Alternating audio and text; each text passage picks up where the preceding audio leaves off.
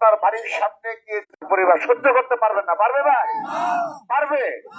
পারবেন। আপনাদের বাড়ি করতে ভাই বাংলাদেশে ভাই, যেহেতু সেখানেও কিন্তু সেই ইউনিয়নে আমার ছাত্রদল কিন্তু রয়েছে, সেই উপজেলায় আমার ছাত্রদল আছে না ভাই, সেই পৌরসভায় ছাত্রদল আছে না? তারাও যদি একই ধরনের এই নোংরা কুরুচিপূর্ণ ভাষা তার পরিবারের সামনে গিয়ে বক্তব্য রাখে, আপনার সন্তান এইভাবে আমার শীর্ষ নেতার নামে বক্তব্য রাখে, আমরাও রাখবো, তার পরিবার লজ্জা পাবে না পাবে না? তার পরিবারকে সমাজে মুখ দেখাতে পারবে? তার পরিবারকে বলবে যে আমার সন্তান ঢাকা বিশ্ববিদ্যালয়ে পড়াশোনা করে খুব মেধাবী, বলতে পারবে ভাই? আমরা সেই ধরনের পরিস্থিতি চাই না, আমরা সেই ধরনের পরিস্থিতি চাই না। আমরা একটা স্থিতিশীল বাংলাদেশ চাই। আমরা আবারও বলছি, আমরা একটা স্থিতিশীল সৌহার্দ্যপূর্ণ পরিবেশে রাজনীতি করতে চাই। প্রতিটি ক্যাম্পাসে যেন সৌহার্দ্যপূর্ণ পরিবেশ বজায় থাকে। আমি বিনীতভাবে অনুরোধ করছি আপনাদের নিকট, আপনারা যাই করেছেন 5 আগস্টের পর থেকে একাধারে, এমনকি শুধুমাত্র আমাদের শীর্ষ নেতৃত্ব নয়, সেনাবাহিনী নিয়েও কিন্তু তার উস্কানিমূলক বক্তব্য রাখে না ভাই? সেই মুনাফেক শ্রেণী রাখে না ভাই? এটির মূল কারণ হলো একটি অস্থিতিশীল বাংলাদেশ তৈরি করার প্ল্যান। সেই প্ল্যান বাস্তবায়ন করার মতো ক্ষমতা আপনাদের নেই। সেই প্ল্যান এই বাংলাদেশে বাস্তবায়ন করার মতো ক্ষমতা আপনাদের আর কখনো হবে না। চ্যালেঞ্জ করে বলছি, কখনো পারবেন।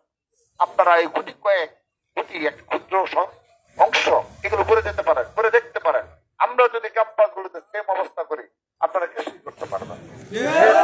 আমরা চাই না কোনো পরিস্থিতি হোক। তো যা হোক, যে কথাটি বলছিলাম, আমাদের যে শীর্ষ নেতা, তার যদি স্বাভাবিক জীবন চলাফেরা, তার বক্তব্য যদি এতটা সহনশীল হয়, এতটা নমনীয় হয়, সারাক্ষণ দেশ করার পরিকল্পনা নিয়ে ব্যস্ত থাকে, তাহলে গৈরীপুরে কোন সন্ত্রাসী রাজত্ব কায়েম হবে? কেউ সন্ত্রাসী কার্যক্রম চালাতে পারবে?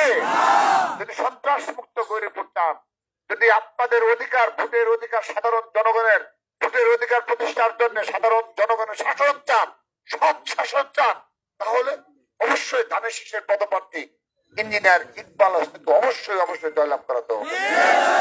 সেজন্য আপনারা এই কথাগুলো, আমাদের ভীষণগুলো এবং এই বক্তব্যগুলো এই গৈরীপুরের আনাচে কানাচে প্রতিটি পরিবারের নিকট পৌঁছে দিবেন। এবং 12ই ফেব্রুয়ারি সকাল থেকে ফজরের আজান দেওয়া শোনার পর থেকে আপনারা নামাজ পড়বেন গিয়ে সেই কেন্দ্রের সামনে সারিবদ্ধভাবে। কেউ যদি সন্ত্রাসী কার্যক্রম চালাতে চায়, আমি আপনাদের ওই যে ওপেনলি বলে গেলাম, আপনারা কোনো বিষয়ে চিন্তা করবেন না। আপনারা আপনাদের মতো করে পুরো গৈরীপুরে এরকম একজন মানুষকে জয়লাভ করান, যিনি সত্যিকারের কখনো অন্যায়ের সাথে আপোষ করবেন না, এবং নিজের তিনি অবৈধভাবে কোনো ইনকাম করার চিন্তা তো পরের কথা, কাউকে কোনো অন্যায় করতে পরিচিত করা কিংবা উৎসাহ দেওয়া কিংবা সুযোগ দেওয়া আমি বিশ্বাস করে দিবেন না। কিন্তু আমি সবাইকে অনুরোধ করছি সেই বিষয়ে সবাই সেভাবেই সবগুলো, বিশেষ করে বিএনপির প্ল্যান গুলো, জনাব তারেক রহমানের প্ল্যান গুলো ঘরে ঘরে গিয়ে পৌঁছে দিবেন, এবং সবাই এক এবং ঐক্যবদ্ধ ভাবে আগামীকাল থেকে আরো ব্যাপকতর ভাবে পুরো গৈরীপুর ছড়িয়ে যাবেন। এবং কোনো শোডাউন কিংবা প্রার্থীর পিছনে আপনারা করবেন না, আপনারা যার যার কাজ করবেন ভাই। আপনারা প্রার্থীর পিছনে কোনো শোডাউন দেওয়ার দরকার নাই, প্রার্থীর পিছনে ঘোরার প্রয়োজন নাই। আপনার যার যার কেন্দ্রে, এই যার যার গ্রামে, যার যার ইউনিয়নে গিয়ে কাজ শুরু করে থাকেন। এবং 12ই ফেব্রুয়ারি ইনশাআল্লাহ পুরো বাংলাদেশে আমরা বিজয় মিছিল করবো ইনশাআল্লাহ।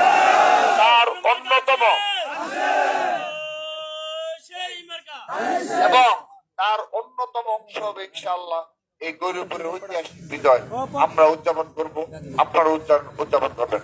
সবাইকে ধন্যবাদ জানাচ্ছি আজকের এই জন্য, এবং বিশেষভাবে স্মরণ করছি জুলাই আগস্ট গণ অভ্যুত্থানে যে 3 জন শহীদ হয়েছে, তাদের আত্মার মাগফিরাত কামনা করছি।